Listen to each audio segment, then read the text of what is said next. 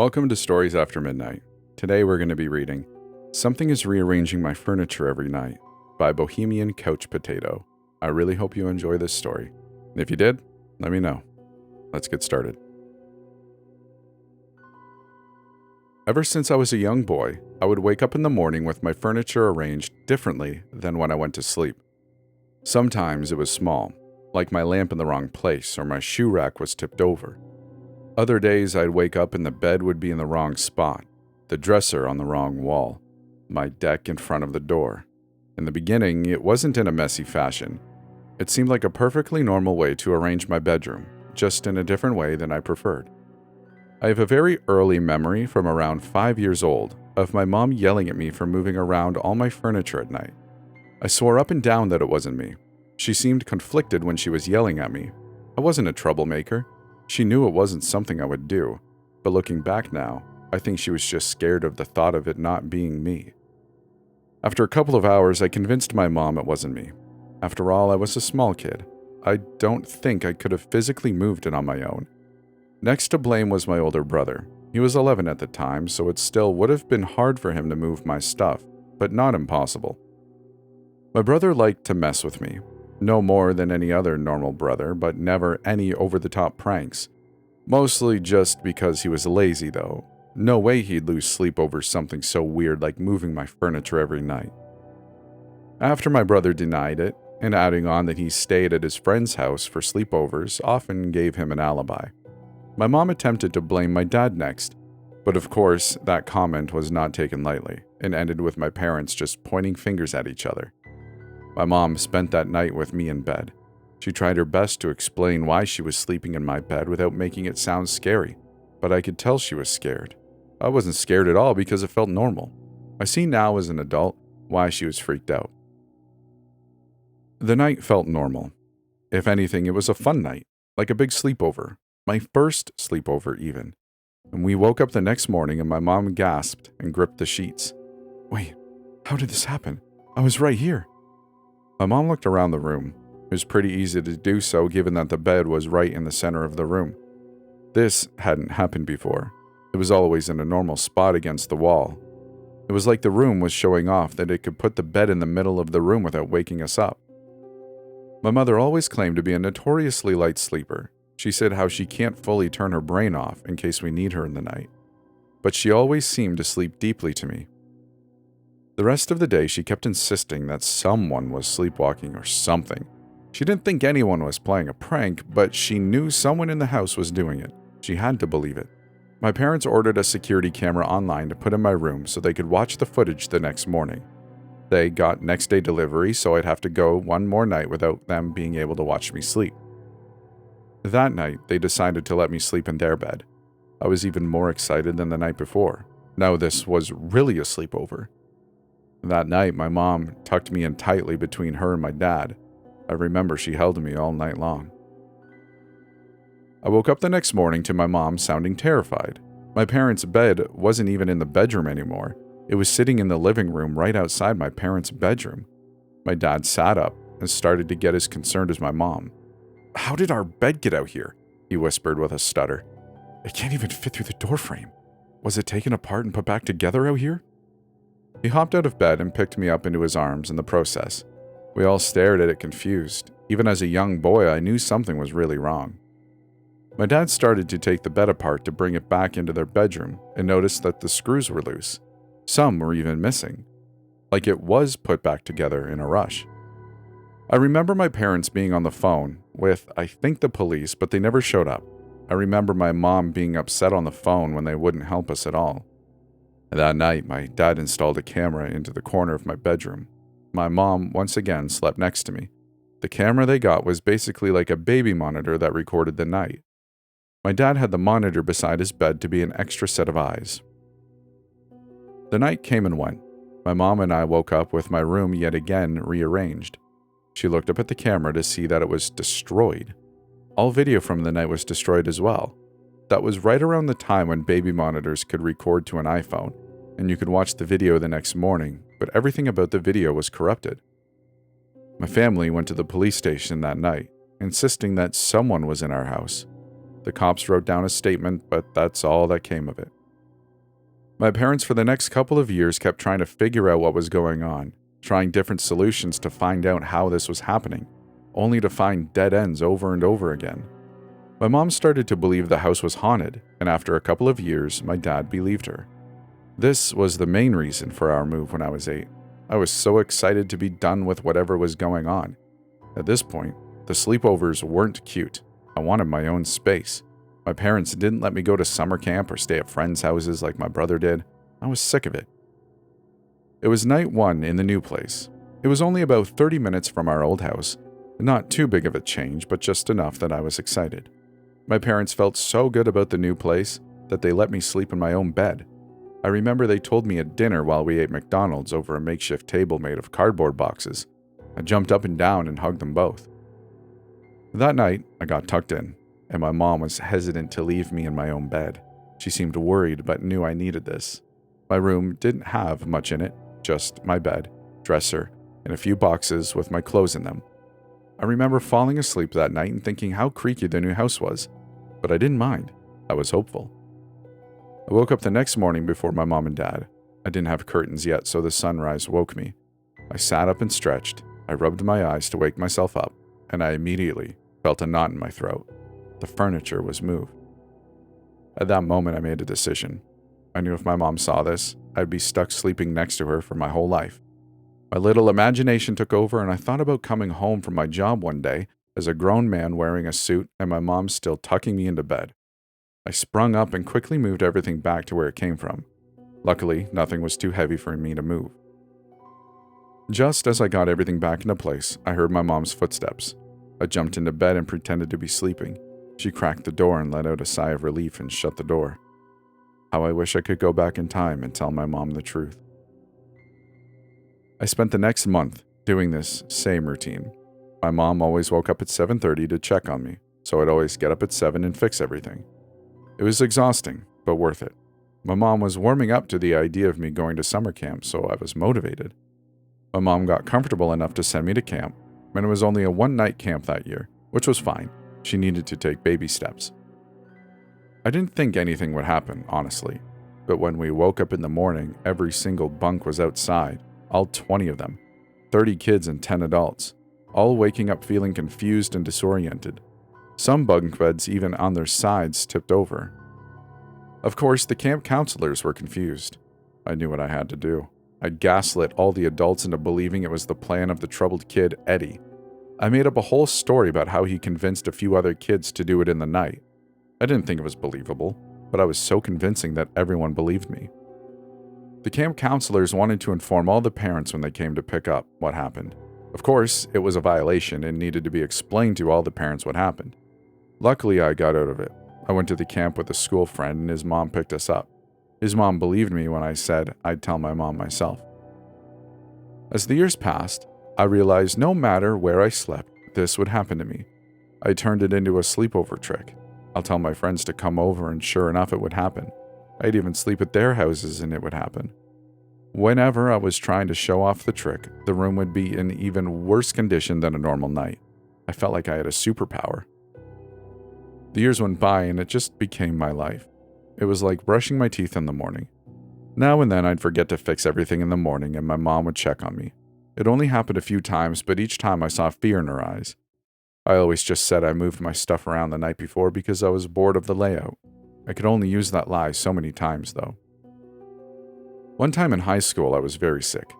I was having a hard time getting up in the morning to move my furniture, and I didn't move my furniture for a couple of mornings. My mom was getting nervous, and I knew I had to get up before her to move it the next day. My mom came into my bedroom to say goodnight and let me know she'd be gone in the early morning, but would say hi as soon as she got home at around noon. This was music to my ears. I could sleep in and not worry about moving everything before she could barge in. The morning came and I got to sleep until about 11. I couldn't believe how much better I was feeling. I knew I should have probably started to move my furniture and be proactive, but of course that's not what I did. I could hear my brother in his room next door playing video games, so I went to go see what he was playing. Him being a brother, he wasn't letting me play with him, so I instead stood by his bed for way too long and annoying him. I lost track of time and heard the garage door open. My heart sank. I ran back into my room and tried to move everything back into its place. Luckily, throughout the years, I convinced my parents to get me lighter furniture. They never caught on, and it made life so much easier. Everything got replaced except for my dresser, which was a family heirloom. It wasn't all that big, but this day it felt heavy. I knew I was weak from being sick all week, but I couldn't believe how heavy it was. It was the last thing to move, but it just wouldn't budge. I frantically ran to my brother and told him I needed help moving my dresser. He leaped out of bed to run to my room. With most things, he doesn't care to help me, but I was always honest with my brother that the furniture thing never stopped. He knew that if our mom knew, our whole house would be a living hell and she might even make us move again. He always had my back when it came to my supernatural furniture. Instead of going back into my room, I went downstairs to distract my mom. I knew she'd be mad to see me out of bed, but the consequences of my furniture being out of place would be so much worse. My socks slid across the hardwood floor, and I reached the kitchen just as she was opening the door. Her happy humming was immediately interrupted when she made eye contact with me. She set a grocery bag on the counter and got out some soup she had just bought at the store. I thought she was going to yell at me, but I wasn't going to question it. I figured she was just being patient with me since I was sick. Just as she got out of a box of popsicles, I heard an awful sound, one that I will never forget, a sound that is completely my fault. I heard my brother scream. It was a loud scream, but short, like something interrupted it. It sounded like he stubbed his toe and then covered his mouth halfway through. My mom and I made eye contact and started to head upstairs to check on him. It was too loud to be something small. We turned the corner into my room and I didn't know what to feel. I saw my dresser still not in its normal spot, but just slightly moved from where I left it. The dresser had a big drawer in the front that opened up, like a door or a cabinet, and it was wide open and empty. But most importantly, my brother was gone. An hour went by and my brother was nowhere to be found. The doors to the house seemed to all be locked. Same with the windows. We ended up filing a missing persons report. A whole week went by and there was no sign of him. My mom thought my brother was in the middle of moving my furniture to prank me or something and got spooked and ran off. I didn't have the heart to tell her, or anyone, that I felt like this was my fault. I thought that maybe whatever was moving my stuff wanted just me to move it or something. After that awful week, we found something to make it so much worse. My dad was in my room with me and trying to ask more questions about our latest interaction. A lot of people asked me this since I was the last person to see my brother. As I explained it to him for the 100th time, he was randomly looking at the dresser and opened up the big door we originally found wide open. It had a note taped to the inside. Before my dad took it, he looked nervously at me, asking if it was mine, but he very well already knew the answer. He called my mom into the room before we read it. The following is an exact quote from the note. "I see our little game of hide and seek did not end like I imagined. Your brother is not who I intended to find me, but he will have to do for now." We had no clue what the note meant, but that didn't stop it from sending shivers down my spine. At the very least, now we knew someone had taken my brother. We thought the cops would do more to help now that we had a note. While they did do a little more to help us find him, they never found anything else. I never saw my brother again.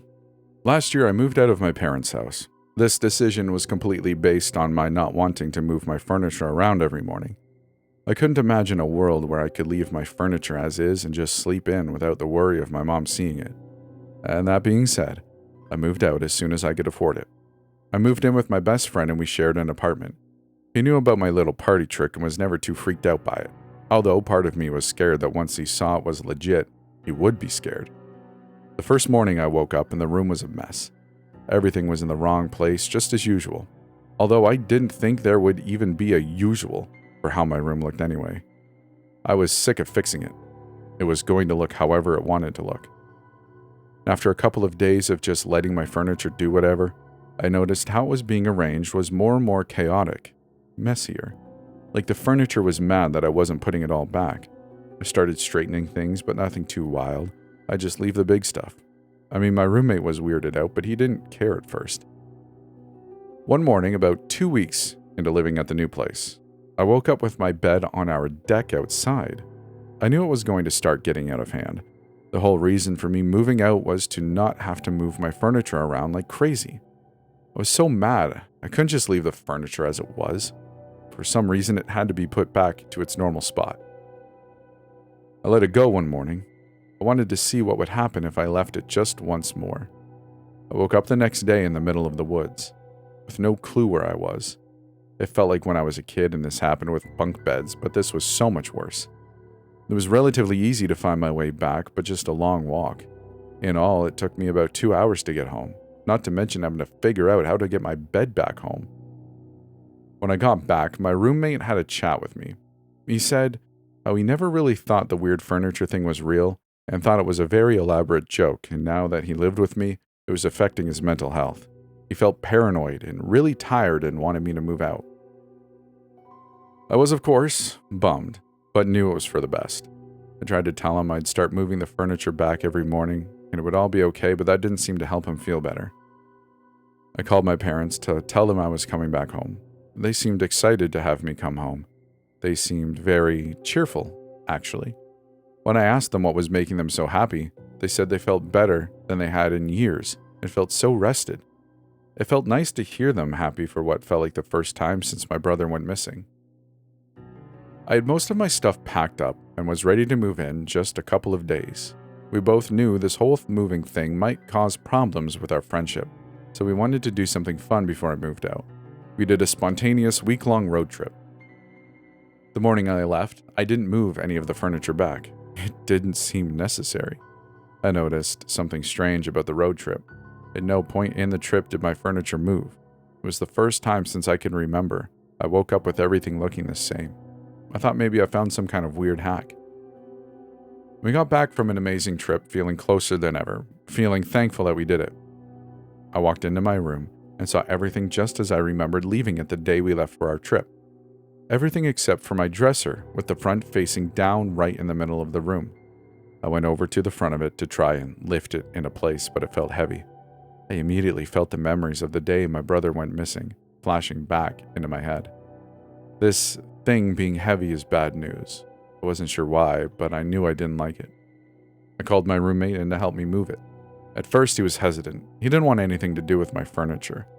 Finally, I convinced him to just help me lift it quickly. As we pushed it back up to the wall, the body of a man came falling out. He was dead and limp. Claw marks filled the inside of my dresser. It looked like it fell over while he was hiding in it. He most likely fell over at the beginning of our trip and couldn't get out. He was in the same spot where I found that ominous note a little while back. He also had a gas tank that had a sleeping aid in it that was connected to one of those things that go over your mouth and nose before surgery or something. He looked malnourished and sickly. This man was my ghost for the last 15 years, moving my furniture around, thinking it was some kind of fun game or something. This was the man who took my brother. This was the man who gave a sleeping aid to me and everyone else I lived with so he could move my furniture around for me. This was the man who took away countless sleepovers from my childhood. This was the man who stole my mother's peace of mind my whole childhood so I could have some sick game every morning. They never found out who he was. They couldn't find anyone that matched his fingerprints or dental records or anything at all. It's like he never even existed. Most of all, they never found my brother. They never found out how the man got in and out of my house, if he even left, or how he was always around no matter where I slept. They never figured out how he managed to sneak around my living space for so long and not be seen. That was last year, and after that day, my furniture never moved again.